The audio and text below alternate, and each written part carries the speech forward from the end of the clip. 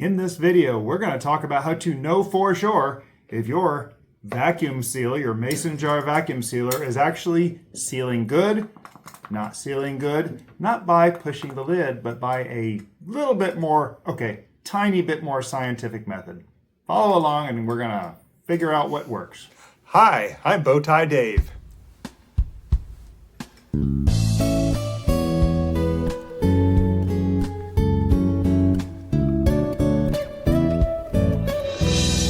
Welcome to the Bowtie Dining Room, where we sit sometimes and do things. And today, I wanted to find out how good my little mason jar vacuum sealer works. And I've been thinking about this for a while. And I am a handyman, some of you know, and I have a tendency to be slow on projects like this. So I've actually thought about it for about 2 months, trying to figure out how to test this thing and make sure it's actually doing a good job vacuum sealing my jars. Now, occasionally, I've actually recently had someone ask me about this little mug here and what it said, and you can see here what it says, and I am a handyman, so it's legitimate. Anyway, yeah, I finally got around to this video, and something occurred to me. When we're sucking the air out of these mason jars, how much of the air is actually being sucked out? We got dry stuff in here. Maybe you've put in a moisture absorber pack in here. I've got ginger stored. I've got mint stored in jars. And really, I wanted to know, okay, is all the air getting sucked out of here? And we look at all these little gizmos that we can get for 20 bucks and we think, oh, this is the way to do it. It's 100% of the air is taken out. Well, between you and me, I know for a fact that this little motor is not strong enough to suck out 100% of the air.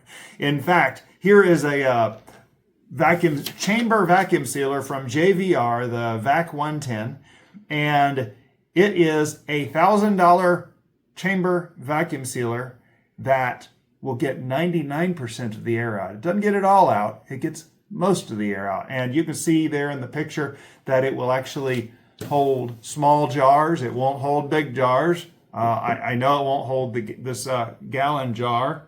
I just noticed there is an imperfection in there. Anyway, won't hold gallon jars. I know, I don't know, if I didn't read far enough to find out if it would hold quart jars. It looks, in the picture there, it looks like it has pint jars in it. Pint jars. Anyway, so I'm just curious. I wanted to find out how much air it sucks out. And like I said, I thought about it. And we were doing a event. We were doing a back to school bash at the church building. And there were rubber balloons in there. And I got to thinking. Now, follow along with me. I want to know how much, we all know you can push the little top, and you can see here in this video, I'm pushing the top on this jar, and it doesn't pop in. We know the air is vacuumed out of that. I'm putting the top on this jar, this one is not vacuum sealed, and you can see it pops. And you can see in the little video here that one's vacuum sealed, one is not. And so, how much difference is there between those two jars? Raise your hand if you use mason jars to store things. We do. Now we do canning, and I like the canning process. It's involved. It's time consuming. It does sterilize the things in there so they last a lot longer. But when I give stuff away or when we use these jars, these lids, now I've heard people say, oh, you can't use those lids anymore. Well, you can. You might go through that whole process of canning and something fail. Something will be a little more likely to fail, and that's just simply annoying, okay? That's really the problem with it, and you won't have a good seal, and your food won't last as long, so you stick it in the fridge and be sure to use that one first. Now, canning, I don't reuse the lids. Vacuum sealing, I do, because the process of vacuum sealing a jar like this is, for my vacuum sealer, is about 40 seconds. If it doesn't take, then I know this lid is bad and I'll toss it out. But how good is it? Yeah, this is important because I wanted to know how good it was. So the theory is If we take a balloon and fill it a little way with air, like this, we stick that inside a jar. If all the air is sucked out of here, out of the jar that we're testing with, this balloon will conform to the inside of the jar. In other words, it will expand to the size of the inside of the jar. That's just how it's going to work. If all the air is sucked out, in fact, if we took this up into space, it will grow and grow and grow, and it'll grow until it pops, actually, because this rubber balloon is not very capable. Now, how do I know that?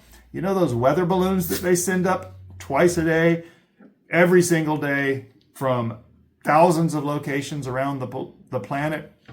They're filled with helium, and they go up in the air. Well, when they launch them, they don't look very big. I mean, they're a little bit larger than I can reach across, but they're not that big. When they go up and up and up and up into the upper atmosphere, they swell up to like 10 times the size before they pop, and the little device that's hanging from it falls to the ground. If you ever find one of those, you'll see there's a little address on it. You just drop it in the mail, and it goes right back to the weather agency that it came from. But we know that these balloons will expand, and if you get all the way out into the absolute vacuum of space, this thing will grow to a point where this will obviously pop. So I wanted to show you a little bit. Now, first off, I read the instructions. I am a manual reader, okay, folks? My little vacuum sealer, which I got on Amazon, $23 maybe, I'm not sure. It just says electric mason jar vacuum sealer.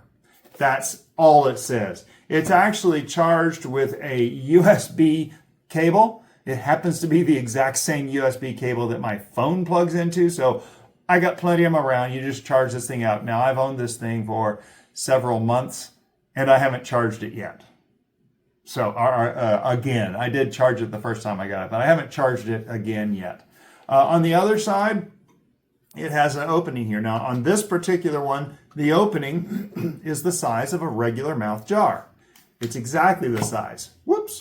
I just revealed it. Yes, I know. Let me get that back in there. Okay. So, yeah, it's the size of a regular mouth jar. So what you do here is you take a lid. Well, I don't have an extra regular mouth lid because I'm going to show you this here in a second. You say, well, what do you do for a largemouth lid, a jar with a large mouth? Well, you unscrew the top, and it has a second adjustment for a largemouth lid. Now, I do want to point out, you can see in this little video here, there is a rubber seal in here. You can take it out, you can wash it, but you do need to make sure it is set into the little key slots for the rubber seal to make sure it's setting good. You have to do that.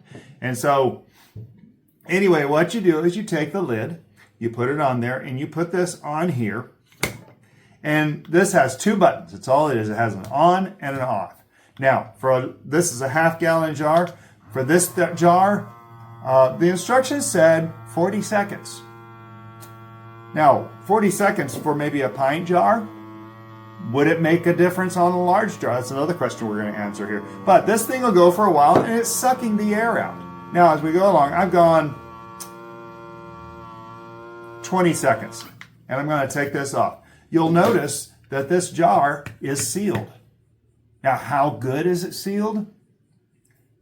Listen to this. You hear that? I actually was able to lift that off with my fingers pretty well.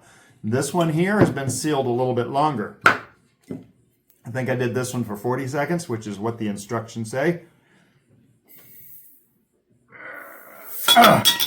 Okay, that was a lot harder. So this jar, even though the lid said it was sealed, wasn't as well sealed as this jar was. So that's where the question comes in. How much air is actually being sucked out of here? So let's talk about the balloon. And what I'm going to do here is I'm going to blow it up just enough to sit down in there. Now I'm going to try to do a couple of time lapses here and show you those. I don't want to see, that's too big. That's going to be way too big. So let's get a little more air out of here. I want to get it small enough. Well, you know what? I'm going to use this largemouth jar. See, this goes in there very easily. So I'm going to tie this so the air doesn't escape. But I'm also, it's the only balloon I absconded with from the back to school bash at the church building. I didn't want to take their resources. But anyway, so there's a balloon. Now, if all the air is sucked out of this jar, that balloon will swell to the size of the inside of this jar. It won't pop. It'll swell just to the size of the inside of the jar. All of the air will be out of it. That's just the way science works. We know that. So, here we go. I put the lid on there, and let's look at how long it takes for this thing, this little balloon, to swell to the size of the inside of this jar. Now, you can do this with any vacuum sealer. That really expensive one over there will make that balloon almost swell the complete volume of that jar. Remember, 99% in 30 seconds it'll suck out. So yeah, this thing, if this is as good as people might claim, then it's going to swell that balloon up. So let's take a look here and see what happens. I'm very excited to see this perfect vacuum that it's going to produce.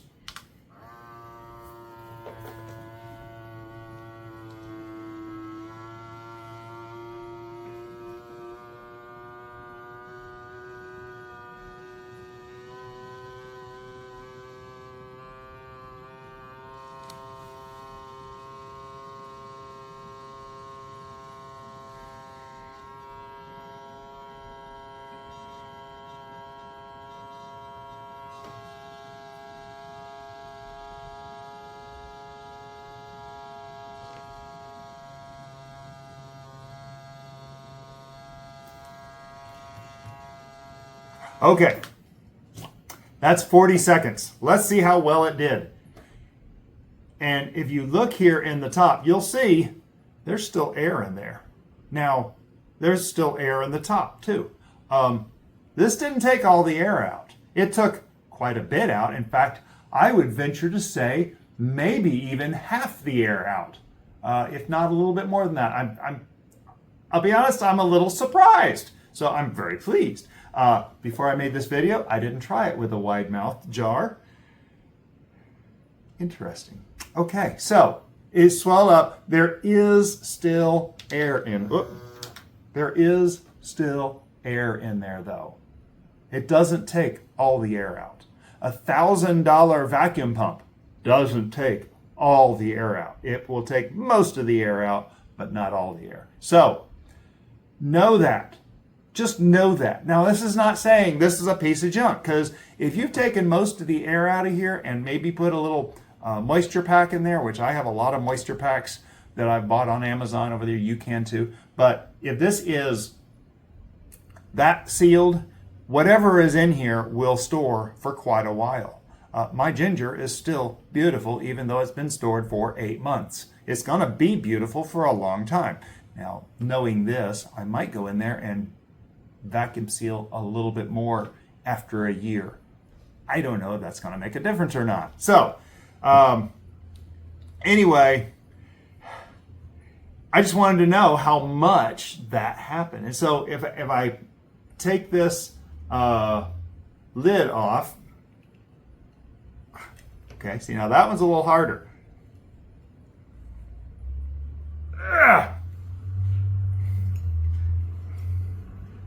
Oh, okay. I'm going to have to do the old lid trick. There we go. You notice the balloon shrunk immediately back to its original size. See there? So we know that was a pretty good vacuum seal. I'm very impressed. So let's do this. Oh, ow. Let's put it in this size jar. Okay? I want to see if the smallmouth does this. This is kind of, I discovered that while we're doing this. Okay, so going to put back on the adapter for the smaller jar. Make sure those rubber seals are good. I tell you what, this particular model, that has been the failure of it. I mean, it's not a bad thing. You just got to remember to do it. Remember to check it. But we're going to now take and put this on the regular mouth jar. Okay. You don't have to check it every time. Normally works just fine. I'm just making sure because I want to get it right for this experiment. So this time we're looking at the smallmouth pint jar. And it's swelling up, swelling up.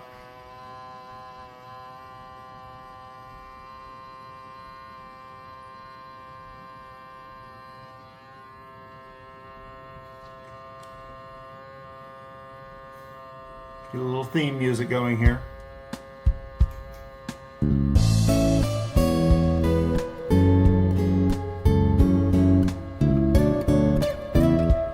And there's 40 seconds. I heard the lid pop, the lid is down, and I did notice that it doesn't look like it sucked quite as much air as the wide mouth jar, but it did suck a lot of the air out, maybe over half the air. So I'm actually kind of pleased with this. Let's see how hard it is to open. Okay, see, it was a lot easier to open. So I'm not sure. Okay, so now let's stick the same balloon in this regular mouth quart jar.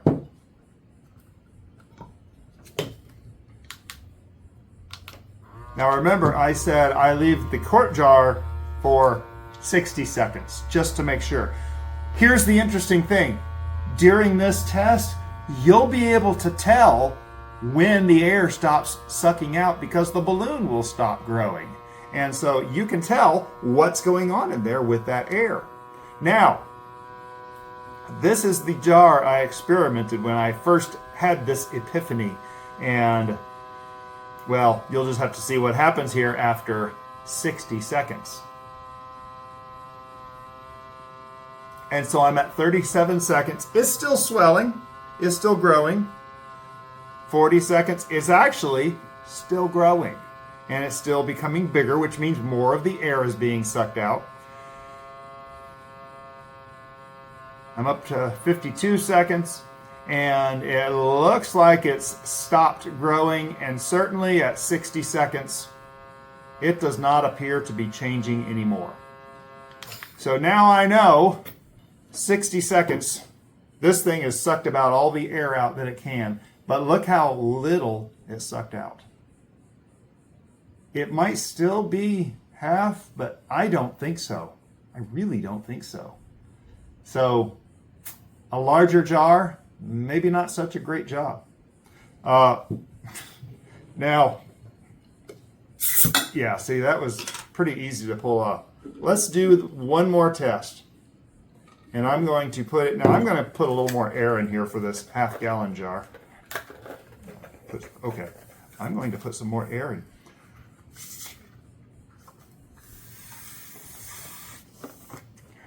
Now the half-gallon jar has a larger mouth. Some of you might recognize it from the big fermented pepper video we did.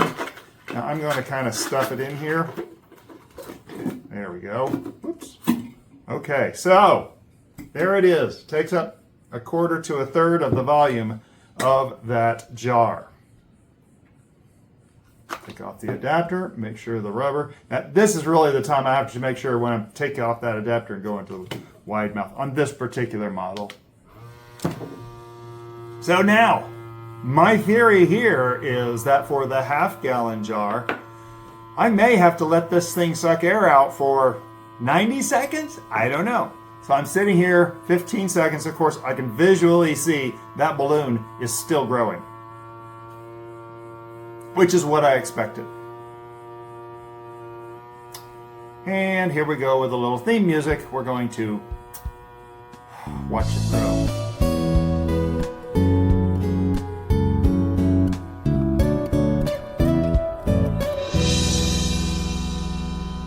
There's 40 seconds.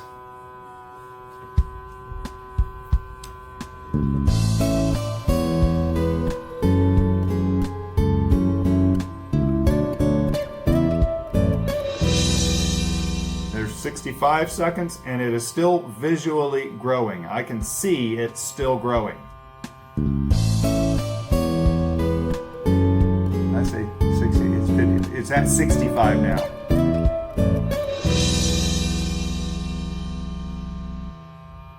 So it's at 75, and I can see it's barely changing now.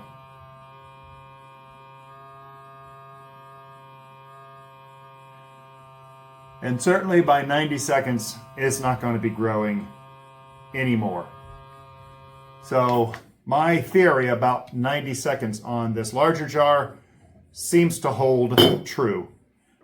Still, you can see not a lot of the volume is sucked out. That balloon certainly did not swell to the shape and size of the inside of the jar as if 100% of that air was being sucked out. But it's pretty good. Now, I've got some ginger down there. I think they are in quart jars. This makes me think I need to move them to wide mouth pint jars for the purposes of storing to get most of that air out. Now remember, air has humidity, so you're taking out humidity. But the wide mouth, in fact, this is very impressive. This wide mouth did pretty good. The wide mouth seems to work better, but the smaller jar seems to work better. So it boils down to, for me, I'm going to be changing to the pint size wide mouth canning jar. Now, just so you don't think me a total heathen, I just wanted to show you there is a quality of lids that I do not keep. Now, this one here looks very good. There's no dents or dings in it. If they're in good shape like this, I'll reuse them for vacuum sealing. Comes down here to another lid, and you'll see this one has a little bit of a ding over here, and that it's bent right there on that side. This gets disposed of in my house. Additionally, you'll notice this lid, it actually looks pretty good. There's no dents or dings, but if you flip it over, you can see there is discoloration here where there is rust or some kind of oxidation happening below the surface of the coating here. And in fact, I can scrape it off. You can see it looks a little rusty right there. Barely see, maybe. Anyway, that is a lid that needs to go. Another side note on lids, we don't leave the rings on our lids because in Florida, it's always humid. And the humidity can get under there and cause the lids to rust. We throw those away, as I just showed you.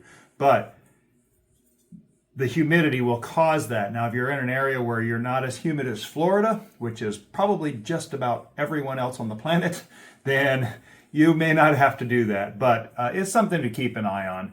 The canning jars, we definitely don't leave these on. You should be able to take off the rings and just leave the lids on the jars when they're in storage. Funnily enough, I was just talking about how I hadn't charged this since we got it. Well, while I was doing the close-up video segments that we just showed in this video, it died, and so I'm having to plug it back in for the first time in a very long in months. So this thing has been lasting a long time. I'm very pleased with it.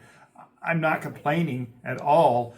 One thing I did notice in the close-up of the pint jar with the balloon, it actually left less air than the shot I did during my talking part, and I'm really kind of curious about that. It looks really good, and I might do this, but I have a feeling that it has to do with the distance around here and the suction at the ratio of the suction of the motor. It gets a little more scientific, and I can't do that in my head right now, but the area around the largemouth lid gives more space for that little tiny pump to suck air out, and it gives a better ratio, which is why I suspect the largemouth is better. And ultimately, that's what I'm going to do from now on. I'm going to stick to the largemouth jars for all my vacuum sealed mason jar products. The mint I am going to leave in here. I did move my ginger from last winter into largemouth pint jars because I was very impressed with this experiment. And so I will not be using the smallmouths anymore because of that. So I hope you learned something out of this. Hit the thumbs up if you thought it was helpful, maybe informational, educational, or inspirational to help that you might get one. I recommend these things. I think they're great. I've seen the bag vacuum sealers, and I have a hard time with the waste of the vacuum sealer. Now, don't get me wrong, there is a place for it, and we will probably have one eventually, but for now, I'm using the jars for these.